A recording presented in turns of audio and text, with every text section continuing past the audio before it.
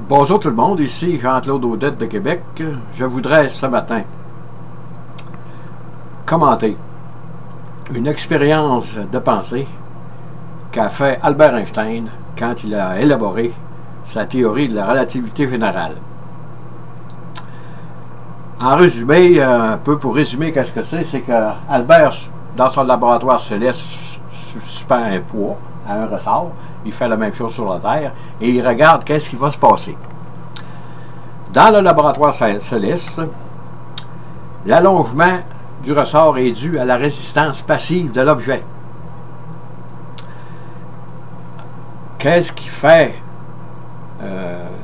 l'étirement du ressort? Ça peut être un peu toutes sortes de choses là, liées à l'accélération.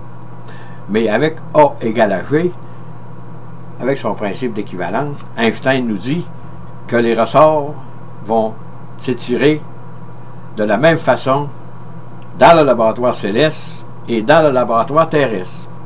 Mais dans le laboratoire terrestre, il n'est pas soumis à une accélération, là.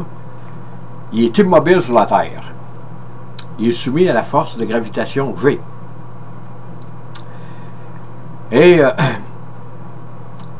ceci, Einstein conclut que l'étirement du ressort sur la Terre mesure la masse grave de l'objet. C'est là que vient le mot masse grave de la relativité générale d'Albert Einstein. Et comme je le disais, en vertu de son principe d'équivalence, ça c'est le fameux principe qu'Albert a trouvé, là. Ça lui a pris peut-être 5-6 ans avant de trouver ce principe-là, là, que deux expériences identiques donnent les mêmes résultats, d'où on peut déduire que la masse inerte de l'objet est égale à la masse grave. Ça, c'est très, très important pour la relativité générale. Et imaginons à présent que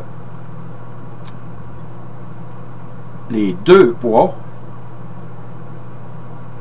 sont soumis à une quantité égale d'énergie. Ça veut dire que je donne une quantité égale d'énergie au laboratoire céleste et j'applique la même sur la Terre. Que va-t-il se passer? Albert nous dit que les deux ressorts vont s'étirer de la même longueur. Et nous savons qu'en 1905, Albert Einstein avait associé, avec sa fameuse formule E égale mc2, l'équivalence entre la masse et l'énergie. Et à cette époque, en 1905, E égale mc2, c'est l'accroissement de la masse dû à la vitesse d'un corps. Mais dans son petit mémoire qu'il avait soumis, en 1905, Albert avait dit qu'il se peut que la masse grave, comment est-ce que je dirais donc ça? Donc, il se peut que la masse grave, que l'énergie mc2 soit égale à la masse grave. Et en 1915, avec sa relativité générale, il applique ce principe et il le démontre clairement. Mais en 1905, Albert, avec sa relativité restreinte, c'est sûr que c'est pas la même chose, là, mais il avait dit « il se peut ». Mais en 1915, lors de l'introduction de la relativité générale, c'est une chose sûre et certaine pour Albert Einstein.